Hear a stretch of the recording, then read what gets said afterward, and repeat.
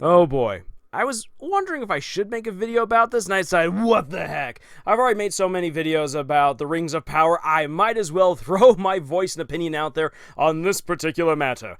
If you haven't heard, The Wheel of Time, done by Amazon, has thankfully been cancelled. This abomination of an adaptation, this horrible turning of the wheel, as Sanderson once put it. Oh boy, yeah, this just, it wasn't any good. I could not follow it after the first season. I lost all interest. It was a chore, it was a slog, it was not worth all the effort to review episode after episode, or even the chunks of all the different episodes. And you know what, I'd rather go back and reread all 14 books, which is way better than the show has been, despite what the mainstream media would want to have you think, or even what some of the genuine numbers around the world indicated for one of the most watched shows on Amazon. And you know what, it's sad to see a bunch of people now put out of work because the showrunners and the writers were awful, but that's the way that it goes. But at the heart of this matter, though, is people are now turning their attention over to Rings of Power, like, so, when is this abomination going to get the axe? Well, I am here to say that that is highly, highly, highly unlikely, and allow me to explain why. Hi there everyone, Lars here from Camille's Harem, not just a podcast for novice writers by novice writers, but also a YouTube channel by novice writers for novice writers, because writing is an adventure, it's more fun with friends. So let's not bury the lead. There's a very clear reason, actually two clear reasons, why the Rings of Power is not going to get the axe. If it does get the axe, it will be one of the biggest losses in any studio's history. It will make Cleopatra look like chump change. Here's my reasoning why that is. So we actually got to go back in time to J.J. Abrams back in 2013-2014 when he was riding the high of Star Trek and Star Wars. Around that time, he and his wife had this plan of injecting themselves and their thoughts and all of their underlings into all of Hollywood. And they orchestrated a pretty masterful takeover of a lot of Hollywood projects and studios by bringing in their underlings and saying, hey, these people worked with us on those incredible Star Trek reboot movies and Star Wars The Force Awakens, which those movies got a lot of money and a lot of positive reviews, right? Well, these are the people who helped to make that magic happen. You should hire them. And this is what led to people like J.D. Payne and Patrick McKay, who were truly underlings, who were struggling to make a living as writers in Hollywood, to start rising discreetly through the ranks as they hitched their wagon to J.J. Abrams and rose with his rising glorious star. And well, what basically happened was that all of the worst things imaginable lined up in order for the Rings of Power to happen. Because at the time that the show was pitched and taken on, yeah, J.D. Payne and Patrick McKay were actually rejected by Amazon, but because of their connection to J.J. Abrams, who still had a lot of very strong Hollywood credit at the time, he was able to make a couple of phone calls and he was able to get them back in. Their pitch was accepted above all the other pitches, and it happened to coincide with the time that Hollywood was still very much seeking after brownie points and not good storytelling. Amazon was desperately wanting to have their own Game of Thrones, and they wanted to show that they could tango with the big Hollywood names that existed for over a century. Not only that, they wanted to super jump ahead of the line and be the best studio in town, because Jeff Bezos just wants to basically own everything at this point. He wants to be the best at everything. And so taking over the Lord of the Rings IP just seemed absolutely perfect. But now you've got these untested writers and ideologues who are banding about with an IP that they don't truly understand. They're going to wear it as a skin suit to tell whatever weird stories they wanted to tell, which basically these guys were very jealous that they didn't get to do Star Wars The Force Awakens, and so they decided that they were going to turn the Lord of the Rings into some weird abomination with more Star Wars references than actual Lord of the Rings references. So there's your backstory leading up to this point. Now, why bother going over all of that? Remember, J.D. Payne and Patrick McKay are coming in at the perfect time to capitalize on Amazon's naivety and greed. And on top of that, they are working together with J.J. Abrams, someone who had very successfully subverted much of Hollywood, was able to get all of his lackeys into all of the projects that he wanted to be a part of, even though there was no way he could ever actually have any true input on them. He just wanted to be able to say, yes, I did have some say on that. Yes, I did happen to work a little bit tangentially on that project. Yes, I happen to be the king of Hollywood. Ha ha! So the proverbial king of Hollywood at the time, working with guys who are like, please, sir, you owe us a favor, is like, okay, well, here is the contract that will make sure that your show will get made. An effective poison pill, if you will, where Amazon committed themselves in legal writing to 5 seasons at least, and at least $1 billion worth in investment to make this show happen. So we need to acknowledge this is legally binding. This show legally, according to the courts, to the laws that we in the United States of America uphold, this show must actually happen. It cannot be broken without Amazon properly compensating J.D. Payne and Patrick McKay and everyone else who worked under them for the show not happening.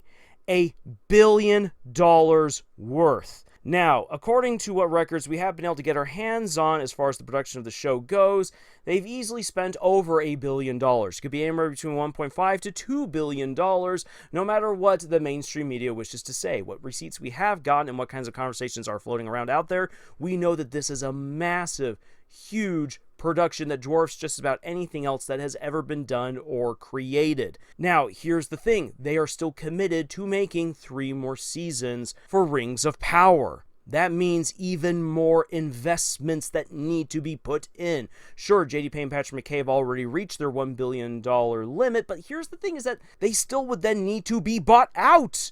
By saying, okay then, well, if we didn't make the rest of the series, what would then be the equivalent cost if we kept on going? And J.D. Payne and Patrick McKay would then get a cut of that, and Amazon would have to admit to Hollywood, who they were trying to beat, that they failed in adapting J.R.R. Tolkien's Middle-earth and wasted anywhere between $1.5 to $2 billion, maybe even $3 billion by the end of this, and that they got nothing out of it.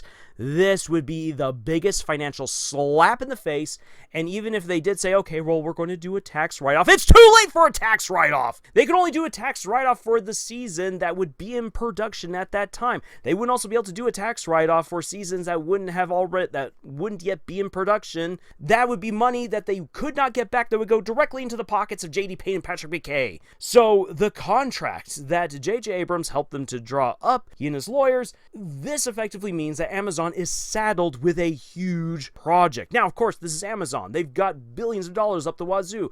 Of course they could pay their way out of this.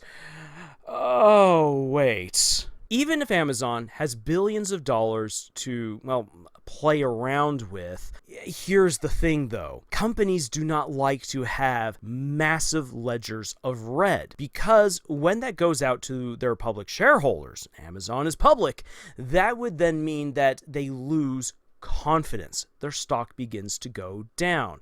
When the stock goes down, the prestige of that company is lost. Jeff Bezos, who's trying to set himself up as the owner and ruler of all things, that kind of prestige is an absolute slap to the face. It undermines everything that he tries to set himself up to be. Yes, it's money, but it's not just about the money. It's what that money happens to represent. So let's actually go down the road where, okay, so they buy out J.D. Payne, Patrick McKay. They go for $2+ billion now in the hole. The thing is that now they need to make up those $2+ billion with other Amazon projects. The problem is that within the film and television wing of Amazon, it's very difficult to actually make that money back. Yeah, they're not going to really do that. Amazon has subsidized its entertainment wing with its vast profits from its shipping. But it would still remain on the ledgers of their entertainment wing that they are $2+ billion in the hole. Yikes! Yikes, yikes, yikes. Not to mention everything that's been happening with Wheel of Time. And here's the thing. People are like, well, why don't you just shop around Wheel of Time? This is why we know that they're not going to then shop around Rings of Power. Even if canceling it might be a little bit wiser in the long term to do. It's because that's a massive hole that needs to be filled. That is hundreds of millions of dollars just for the Wheel of Time that would need to be replaced by another studio saying, yes, you know what? Not only will we pick up the contracts that you guys haven't fulfilled with the showrunners for the Wheel of Time, but we will pay for your costs for the Wheel of Time, or a substantial amount, which would be hundreds of millions of dollars. Hollywood studios are not doing too hot right now. You might have noticed.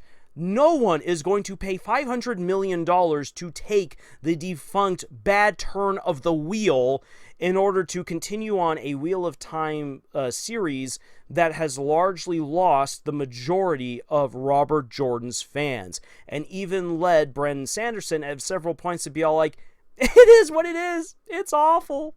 I mean, yeah, I'm kind of bound as one of the authors of the series to say, yay, please go watch, but oh, it hurts to watch. That's basically what Sanderson is right now suffering through. Now, let's take the Rings of Power, something that dwarfs the Wheel of Time's budget by a magnitude of 3 to 4. And you then say, will someone please buy this and our contract with J.D. Payne and Patrick McKay? Heck no! There is no one in Hollywood who's going to shell out $2 billion for a show that failed the first few episodes in. No one is going to do that.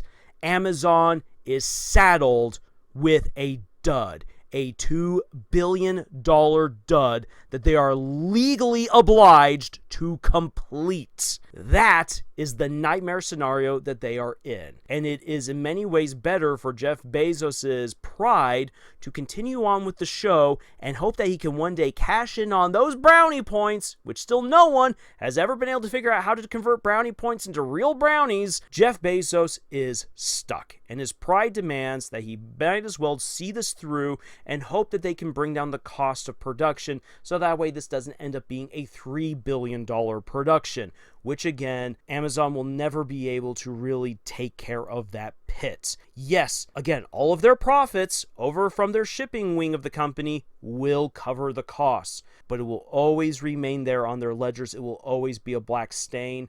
But at a certain point, you have to ask yourself, is it better to just commit to the folly rather than look even more the fool by trying to backpedal and just say, look, it was done, and then use that as an excuse to destroy J.D. Payne and Patrick McKay to make sure that they never again get their grubby hands on any other project? And you know what? They're going to be rich enough that they never have to worry about that afterwards anyways. So it's kind of actually a bit of a win-win for everyone. Weirdly enough, it actually behooves Amazon way more to see this abomination through to the end than it does to try to salvage their dignity and just say that they were wrong and then buy out Payne and McKay so that way they can just put this behind them, because it's in the ledgers. It ain't going to come on out, and admitting that you were wrong in the eyes of some people is worse than all the black eyes that their mistakes are going to give to them. That's the situation that we find ourselves in with the Rings of Power. Now, because this is a channel by novice authors for novice authors, what kind of writing advice can we take away from all of this Hollywood drama? This is my biggest bit of advice from all of this. Read your contracts. Any contract that you get into as an author, especially if you end up working with a publishing company, you need to go over them thoroughly. Hire a lawyer who knows how to read and form contracts. Yes, I know that's a business expense. Yes, I know that feels very awkward, and it feels like you might be spitting in the face of people who are giving you this fantastic opportunity to make your story come to life.